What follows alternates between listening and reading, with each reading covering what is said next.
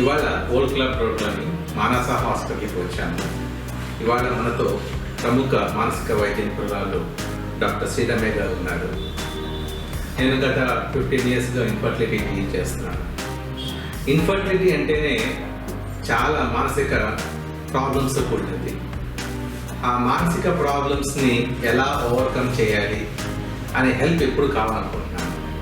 So ఇవాళ మన పేషెంట్స్కి సైకాట్రిక్ ప్రాబ్లమ్స్, మానసిక ప్రాబ్లమ్స్ ఏమేమి ఉంటాయో ఇన్ఫర్టిలిటీలో వాటి గురించి డాక్టర్ గారు వివరిస్తారు. Welcome madam. ఇవాళ మనం చర్చించుకోబోయే విషయం చాలా ముఖ్యమైనది. అది కానీ ఎక్కువగా డిస్కస్ చేయండి, ఎవరు వెలుగులోకి రాలేదు. పిల్లలు లేని లేదా గర్భం దాల్చడంలో ఇబ్బందులు ఉన్న వాళ్ళలో మానసిక సమస్యలు చాలా తక్కువ మంది ఈ డిస్కషన్లోకి వస్తారు. కానీ ఈ సమస్య అనేది వాళ్ళకి ఇన్ఫర్టిలిటీ ప్రాబ్లం ఉంది అని తెలిసినప్పటి నుంచే స్టార్ట్ అవ్వదండి. దీని స్టార్టింగ్ పాయింట్స్ అనేది చిన్న పిల్లల దగ్గర నుంచి ఉన్నప్పటి నుంచి మొదలవుతుంది. మన ఇంట్లో జనరల్గా నార్మల్లీ మాట్లాడుకునే కబుర్లు, వాళ్ళలో వాళ్ళకి పెంచే ఆశలు, చిన్నప్పటి నుంచి వంశం కానీ నీ పిల్లలు అని మాట్లాడడం కానీ, అది పిల్లలు పెద్దయ్యాకనే కాదు, చిన్నప్పటి నుంచి మనం ఇంట్లో సరదాగా అలా మాట్లాడుకుంటూనే ఉంటాం. అప్పటి నుంచి దీనికి బీజం అన్నది పడుతుంది. సో వాళ్ళ పెళ్ళిడికి వచ్చేటప్పటికి వాళ్ళ ఎక్స్పెక్టేషన్స్ అన్నది ఆల్రెడీ చాలా హైగా ఉంటాయి. అందులోనూ మన పెళ్ళైన వెంటనే మన వాళ్ళు పిల్లలు ఎప్పుడు మంచి కబురు ఎప్పుడు చెప్తున్నామమ్మా, పెళ్లి కూతురు మా వంశాన్ని నిలబెట్టాలమ్మా, నువ్వే అమ్మా కాపాడాలి మా వంశాన్ని, ఇలాంటి మాటలు అని అప్పుడే పెళ్ళైన కొత్త పెళ్లి కూతురు పైన తెలియకుండానే వాళ్ళు కావాలని చేస్తున్నది కాదు, వాళ్ళు నార్మల్గానే మాట్లాడుతున్నాం అనుకుంటారు. కానీ ఆ అమ్మాయి పైనది చాలా ఒత్తిడికి గురి చేస్తుంది. అప్పటి వరకు ఏంది తెలియకుండా కొత్త ఇంట్లో వచ్చి అడ్జస్ట్ అవుతున్న పిల్లకి అది చాలా కొత్తగా ఉంటుంది ఈ విషయం. అది ఒకవేళ నార్మల్గా కన్సీవ్ అయిపోయే ప్రాబ్లం లేదంటే అసలు ప్రాబ్లం కింద అనిపించదు. ప్రతి నెల పీరియడ్స్ వస్తున్నాయి అంటే అమ్మాయి మధ్యలో టెన్షన్ మొదలవుతుంది. ఫస్ట్ అబ్బాయి ఈ మంత్ పీరియడ్ వచ్చేస్తుందా, ఇంకా పీరియడ్ వచ్చింది అంటే ఇంట్లో మొదలవుతుంది. ఈ నెల కాదా, ఈ నెల అవుతుంది అనుకున్నాను, పక్కన వాళ్ళ ఇంట్లో వాళ్ళకి 1 monthకే కన్సీవ్ అయిపోయారు, మనకి ఇంకా లేదా, మనకి ఎప్పుడు వస్తారు అని చెప్పి ఇంట్లో అత్తగారు మామగారు వీళ్ళందరూ జనరల్లీ డిస్కషన్ లానే ఉంటుంది. అదేమి వాళ్ళు కావాలని చెప్పి ఆ అమ్మాయిని లేదా అబ్బాయిని ఎత్తి పొడవాలని మాటే కాదు, కానీ అవి కూడా స్లోగా అమ్మాయిని మానసికంగా ఇబ్బంది పెడుతూ ఉంటాయి. ఇలా ట్రై చేస్తున్నప్పుడు 1 year పాటు కనుక న్యాచురల్గా ట్రై చేసి పిల్లలు కలగకపోవడం లేదా గర్భం దాల్చడం జరగకపోతే అప్పుడు మనం డాక్టర్ని సంప్రదించాల్సి ఉంటుంది. అప్పుడు దాని టెక్నిక్స్ అవన్నీ వాళ్ళు మేము జనరల్గా ఈ ఇన్ఫర్టిలిటీ ట్రీట్మెంట్కి వచ్చిన పేషెంట్స్ చాలా న్యాచురల్గా ట్రై చేస్తుంటారు. ఇప్పుడు నెట్లో వచ్చినవి చాలా చూసి సెల్ఫ్గా ట్రై చేస్తున్నారు. సో కొంత ట్రై అయిన తర్వాత కొన్ని ట్రీట్మెంట్స్ అయిన తర్వాత వాళ్ళు మా start taking treatment after that వచ్చేటప్పటికి చాలా డిప్రెషన్కి ఉన్నాయి. దాని మీద మీ అభిప్రాయం? వాళ్ళు ఎప్పుడు డాక్టర్ దగ్గరికి వెళ్దామా అని అనుకుని డాక్టర్ దగ్గరికి వచ్చేదానికి మనకి డ్యూరేషన్ చాలా గ్యాప్ వచ్చేస్తుంది. ఎందుకంటే సొసైటీ ఏమంటుందో డాక్టర్ దగ్గరికి వెళ్తే ఈ విషయానికి వెళ్ళట్లేదా, ఇంకా అవ్వట్లేదా అని ఎత్తిపోటు మాటలు వినాల్సి వస్తుందేమో అని ఆ గ్యాప్ ఏదైతే ఉందో అది తగ్గించగలిగితే మనకి డిప్రెషన్ అనేది కూడా మధ్యలో తగ్గుతుంది. ఇప్పుడు ఫ్యామిలీ కానీ సపోర్టివ్గా ఒకసారి వెళ్ళి డాక్టర్ని కలుద్దామమ్మా, వెళ్ళి మాట్లాడదామమ్మా, డాక్టర్ దగ్గరికి వెళ్ళడం అనేది అదేదో పెద్ద ప్రాబ్లంలా కాకుండా ఒక న్యాచురల్ ప్రాసెస్లో పద్ధతిలో పార్ట్ కింద మనం తీసుకుంటే కనుక మనకి ఇంకా డిప్రెషన్కి లోనే ప్రాబ్లం ఉండదు. నెక్స్ట్ వచ్చేటప్పటికి మేడం, ఈ డిప్రెషన్తో పాటు మనం పిల్లలు కనలేకపోతున్నామా అని ఒక అబ్బాయిలో ఒక రకమైన ఆందోళన, షేమ్గా ఫీల్ అవుతాం. వైఫ్ కూడా ఏదో చాలా తప్పు చేస్తున్న ఫీల్ అవుతూ ఉంటారు. సో వీళ్ళని మనం ఎట్లా కౌన్సిల్ చేయాల్సి వస్తుంది? ఇన్ఫర్టిలిటీలో 40% ఫీమేల్ అయితే 40% మేల్, 20% ఇద్దరిలో ప్రాబ్లమ్స్ ఉండడం వల్ల అవ్వకుండా ఉంటుంది ఈ ఇన్ఫర్టిలిటీ అనే ఇష్యూ. ఇందులో ఏ సింగిల్ పర్సన్ బ్లేమ్ తీసుకోకూడదు. ఇద్దరు కపుల్, ఇద్దరు కలిసి కూడా బ్లేమ్ తీసుకోవాల్సిన అవసరం లేదు. It's not a blame game. నీది తప్పు అంటే నీది తప్పు అనుకోవడానికి ఇద్దరు జంటగా కూర్చుని ట్రీట్మెంట్కి వెళ్తే ఏ ప్రాబ్లమ్ ఉండదు. ఫస్ట్ అది మనం క్లియర్గా అనుకున్న తర్వాత వాళ్ళకే వస్తూ ఉంటుంది. అంటే ఇంకెవరినన్నా పిల్లలు పుట్టాలా చూసారనుకోండి, వాళ్ళందరికీ పిల్లలు పుడుతున్నారు, నాకెందుకు కలగట్లేదు, ఆ షేమ్ ఫీలింగ్ అన్నది మనలో రానియకూడదు అనమాట. నాకెందుకు తప్పు, సరే ఏదో ప్రాబ్లం ఉందేమో వెళ్ళి ట్రీట్మెంట్ తీసుకుందాము అని నా నెక్స్ట్ స్టెప్కి వెళ్ళాలి. కానీ నాదే తప్పు అంటూ కృంగుబాటుకు లోనైతే ప్రాబ్లమ్స్ వస్తాయి. మీరు అలా ఎక్కువ కృంగుబాటుకు లోన్ అవుతున్నారు అంటే దానికి డాక్టర్ని సంప్రదించడం బెటర్. లేదు నేను ధైర్యంగా నెక్స్ట్ స్టెప్ తీసుకుంటాను, నేను ట్రీట్మెంట్కి వెళ్తాను, చూస్తాను అన్న ధైర్యం ఉంటే కంటిన్యూ చేయాలి. ఈ డిప్రెషన్ వల్ల వచ్చే సైడ్ ఎఫెక్ట్స్ ఎలా ఉంటాయండి? డిప్రెషన్ అనేది ఒక సింగిల్ దాని వల్ల కాకుండా మల్టిపుల్ ఫ్యాక్టర్స్తో వస్తూ ఉంటుంది. వాళ్ళ జెనెటికల్గా కూడా వాళ్ళు డిస్పోజ్ అయి ఉండొచ్చు డిప్రెషన్కి. అంటే ఇప్పుడు అమ్మ నాన్నల్లో కానీ అన్న నాన్నలో కానీ అక్క చెల్లెల్లో కానీ డిప్రెషన్ ఉంటే వీళ్ళలో కూడా డిప్రెషన్ వచ్చే ఛాన్సెస్ ఎక్కువ ఉంటాయి అన్నమాట. అది దాంతోపాటు థైరాయిడ్ ప్రాబ్లమ్స్ ఉన్నప్పుడు అవి మనకి ఇన్ఫర్టిలిటీకి ప్రాబ్లమ్స్ అవుతాయి, ప్లస్ డిప్రెషన్కి కాజెస్ అవుతాయి. ఇప్పుడు థైరాయిడ్తో పాటు మనకు కంటిన్యూస్గా పీసీఓడి ప్రాబ్లం ఉంటుంది, పాలిసిస్టిక్ ఓవేరియన్ డిసీజ్, నీటి బుడగలు. ఈ సమస్య కూడా మనకి డిప్రెషన్, ఈ పీసీఓఎస్, థైరాయిడ్ ఇవన్నీ ఒక కంటిన్యూస్ ప్రాసెస్ అనమాట. ఒకదాని నుంచి ఒకటి వస్తూ ఉంటాయి. మనం ఎక్కడో ఒక చోట అడ్డు కట్టేస్తే అవి స్లోగా సాల్వ్ అయిపోతాయి. ఇప్పుడు మనం థైరాయిడ్కి మెడికేషన్ వాడామనుకోండి, హెల్ప్స్ ఇన్ డిప్రెషన్ ఆల్సో అనమాట. డిప్రెషన్కి మందులు వాడడం, పీసీఓఎస్కి కరెక్ట్గా ట్రీట్మెంట్ తీసుకుంటే సరిపోతుంది. వెయిట్ గెయిన్ అయిపోతారు కొన్నిసార్లు, ఏదర్ వెయిట్ లాస్ అన్న అవ్వచ్చు, వెయిట్ గెయిన్ అన్న అవ్వచ్చు. మనకి డిప్రెషన్ వెయిట్ గెయిన్స్ వస్తున్నాం మేడం, ఈ రీజన్ ఎందుకు వెయిట్ గెయిన్ అవ్వడం డిప్రెషన్? ఇప్పుడు డిప్రెషన్లో ఉన్నప్పుడు మనకి కంట్రోల్ ఉండదన్నమాట. ఎక్సర్సైజ్ ఏదైనా హ్యాపీగా ఉండే చేసే పనులు చేయబుద్ధి అవ్వదు డిప్రెషన్లో. అంటే మునుపు వాళ్ళకి వాకింగ్ కానీ డాన్సింగ్ కానీ అలాంటివి ఏమైనా ఇంట్రెస్ట్ ఉన్నాయనుకోండి, ఆ ఇంట్రెస్ట్ పోతాయి. సో ఏమవుతుంది, ఫిజికల్ యాక్టివిటీ తగ్గిపోతుంది, నిద్రలో స్లీప్ డిస్టర్బెన్సెస్ వస్తాయి, ఫుడ్ ఇంటేక్ ఎక్కువ అవుతుంది అనమాట. వీటన్నిటి వల్ల it gives more chances of weight gain ఉంటుంది డిప్రెసివ్ పేషెంట్స్లో. ఈ డిప్రెషన్ వల్ల మనకి మానసికంగా లోపల బ్రెయిన్లో జరిగే మార్పులు ఎలా ఉంటాయి, వాటి బాడీ మీద ఎలా ఎఫెక్ట్స్ చూపిస్తాయి? డయాబెటీస్లో ఎలా అయితే మనకి ఇన్సులిన్ హార్మోన్లో లోపాల వల్ల వస్తాయో, అలాగే డిప్రెషన్ మనకి మెదడులో సెరటోనిన్, కార్టిసాల్ హార్మోన్స్ వల్ల ప్రాబ్లం వస్తుంది. ఈ సెరటోనిన్ అనేది న్యూరో ట్రాన్స్మిటర్, మన హ్యాపీనెస్ హార్మోన్ అంటారు అన్నమాట.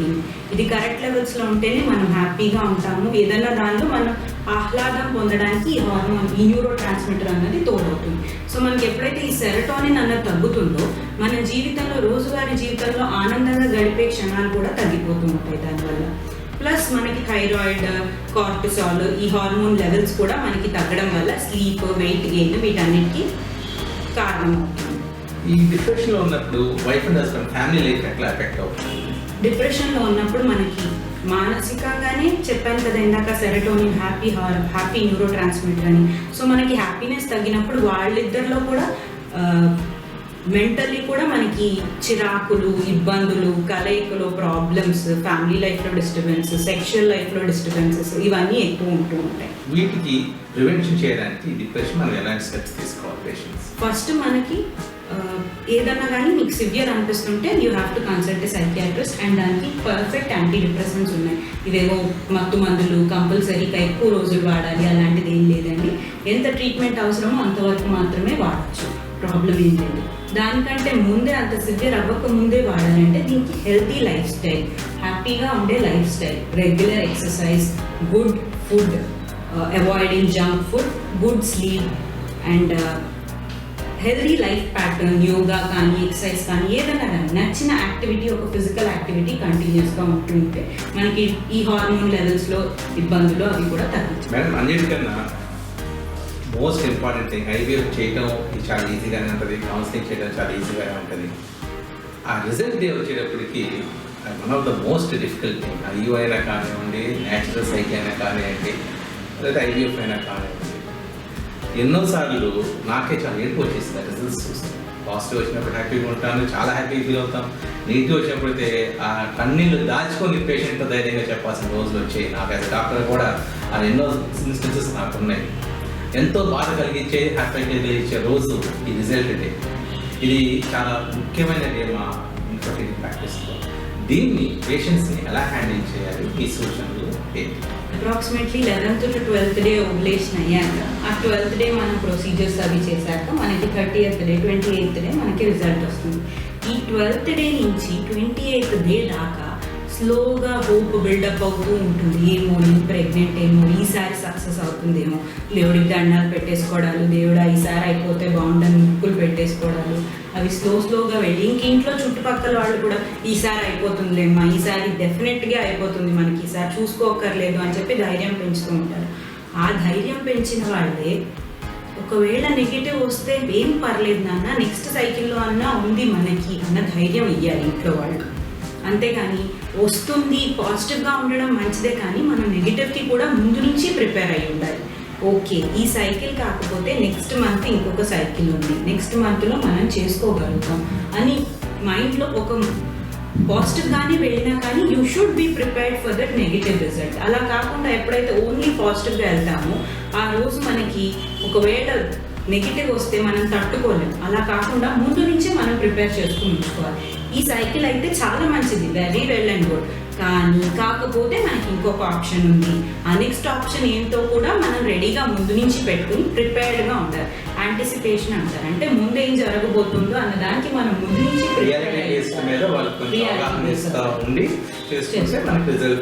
అంతేగాని 100% సక్సెస్ అయిపోతుందమ్మా ఈసారి అన్న టైప్లో మాటలు వెళ్తే ఆ నిమిషం ఒకవేళ పాజిటివ్ అయితే వెళ్ళి వెల్ అండ్ గుడ్, అది నెగిటివ్ అయితే వాళ్ళు తట్టుకోలేరు. కాబట్టి మనం ఇదమ్మా ఇది ప్రాసెస్, దీనిలో ఇది ఉంది, ఇది అవ్వకపోతే నెక్స్ట్ మనం ఇది చేద్దాము, దీనికి ఇదో ఆప్షన్ ఉంది అని చెప్పి ఇంకొక ఆప్షన్ వాళ్ళకి ఎప్పుడూ ఓపెన్గా నెక్స్ట్ ప్రాబ్లం ఏంటంటే ఈ మల్టిపుల్ ఫెయిలియర్స్. టెక్స్ట్ బుక్ ప్రకారం 30-40% సక్సెస్ రేట్ మా ఐవీఎఫ్లో ఉంటే సరే మనం చేస్తాము, అది ఫెయిల్ అవుతుంటుంది, వైఫ్ వస్తుంది, పోష్ ఉంటుంది, సడన్గా బాంబు పేస్తుంది మా దగ్గర, డాక్టర్ నేను చచ్చిపోదాం అనుకుంటున్నాను, నాకు ఆ థాట్స్ వస్తున్నాయి, దానికి సమాధానం ఏంటి? ఒక్కసారిగా లోపల చిన్న లోపల బాంబు మాకు పెడుతుంది. అసలు డాక్టర్ ఏం చెప్పాలి ఈ పేషెంట్కి, అసలు అది నిజమా లేకపోతే ఏంటి అనేది. ఇలాంటి సిచ్యువేషన్ వచ్చినప్పుడు మీరు పేషెంట్స్కి అడ్వైజ్ ఇస్తారు. సూసైడల్ ఐడియేషన్ మీకు వస్తుంది అనగానే మీరు డాక్టర్ని కన్సల్ట్ చేయడం చాలా ఇంపార్టెంట్ అండి.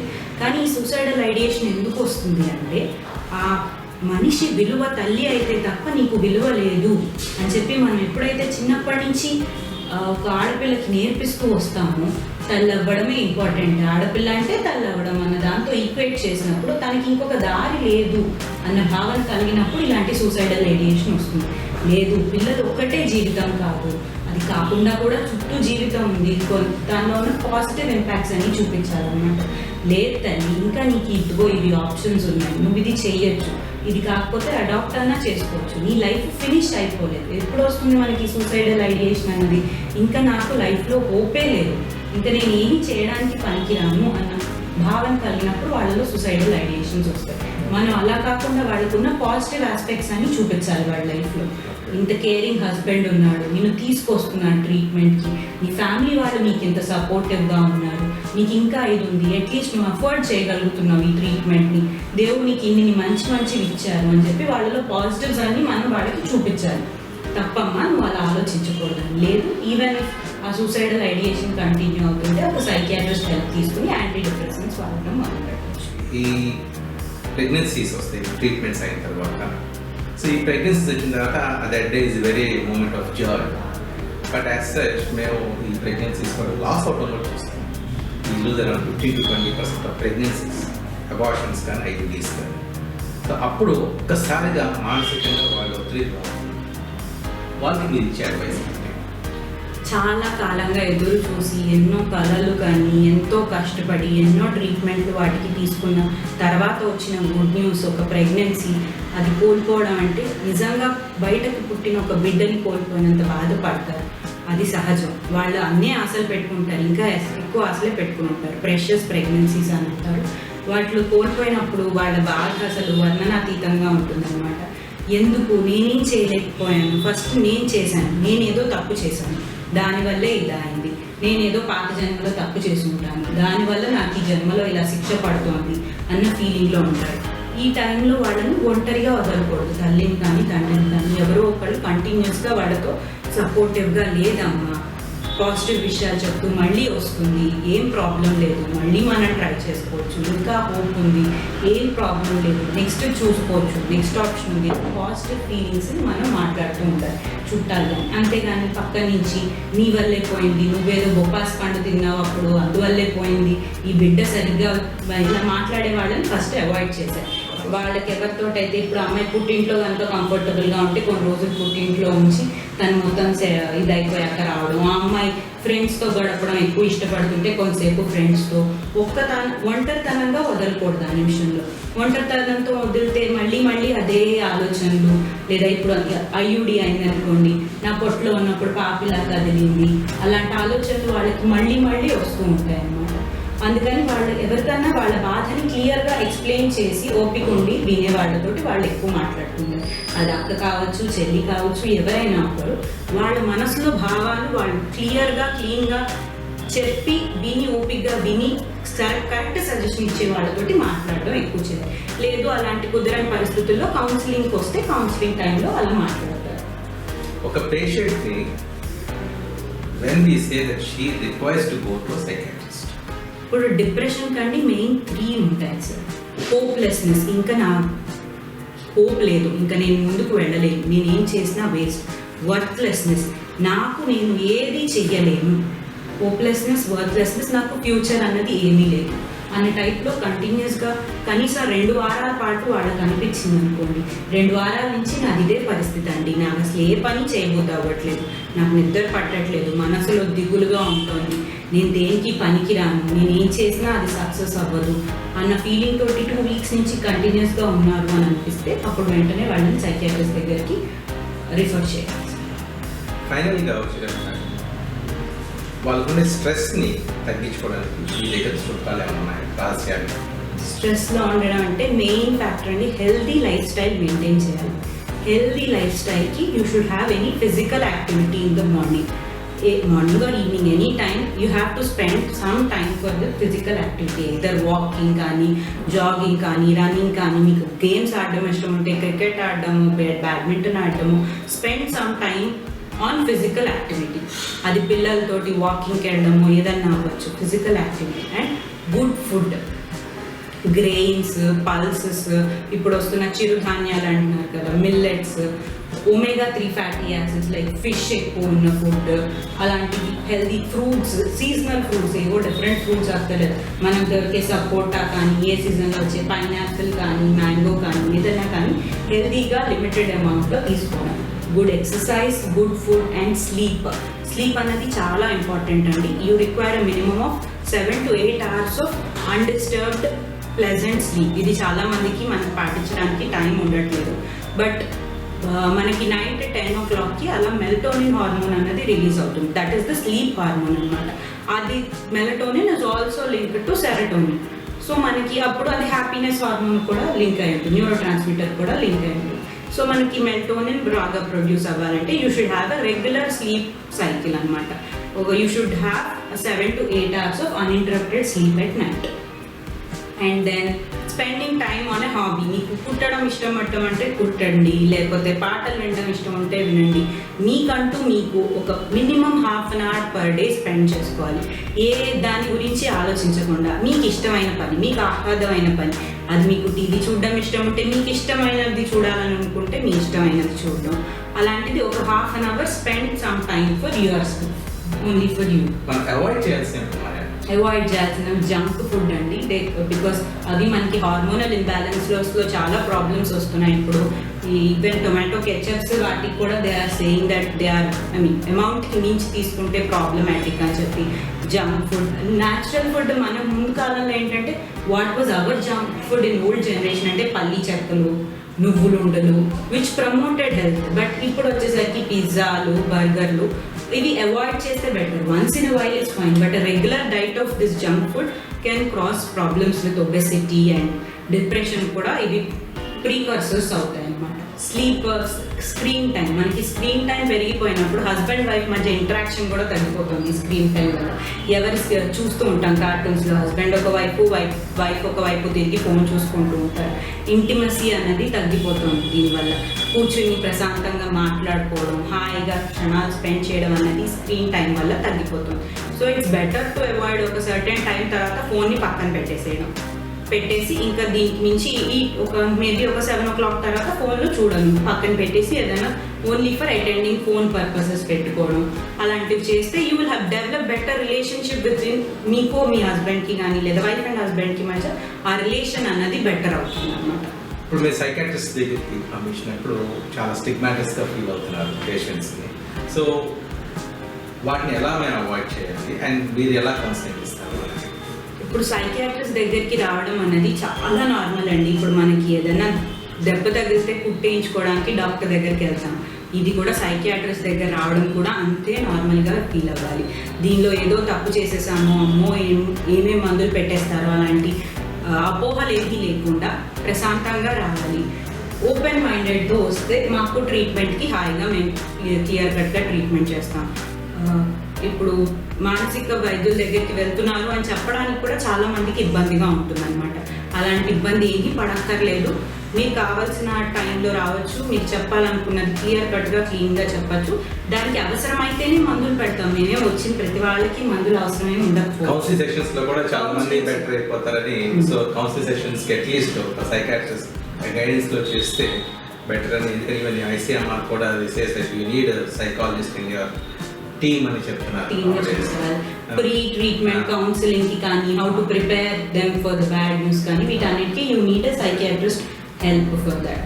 సో అవసరమై మీకు అంత సీరియస్గా ఉంది అంటేనే మందులు పెడతారు సైకియాట్రిస్టులు కూడా. అవసరం లేకుండా మీకు ఏం ట్రీట్మెంట్లు పెట్టారు. ప్లస్ ఇంకో అపోహ లాంగ్ టర్మ్గా ట్రీట్మెంట్ ఉంటుంది సైకియాట్రిస్ట్ మెడికేషన్స్ తోటి. లేదండి, it depends on the severity of the disease. మీకు లాంగ్ టర్మ్ పెట్టాల్సి వచ్చింది అంటే మీకు అంత సివియర్గా ఉండడం వల్ల పెట్టారు డిసీజ్. మీకు తగ్గిపోతుంది అంటే 6 months లోపల కూడా మెడిసిన్స్ ఆపేస్తారు. అది కంగారు పడాల్సిన విషయం కాదు. Thank you madam. అందరికీ మంచి కొత్త పాయింట్స్ చెప్పారు. చాలా మంది పేషెంట్స్కి మంచి ధైర్యాన్ని ఇస్తున్నారు. Thank you.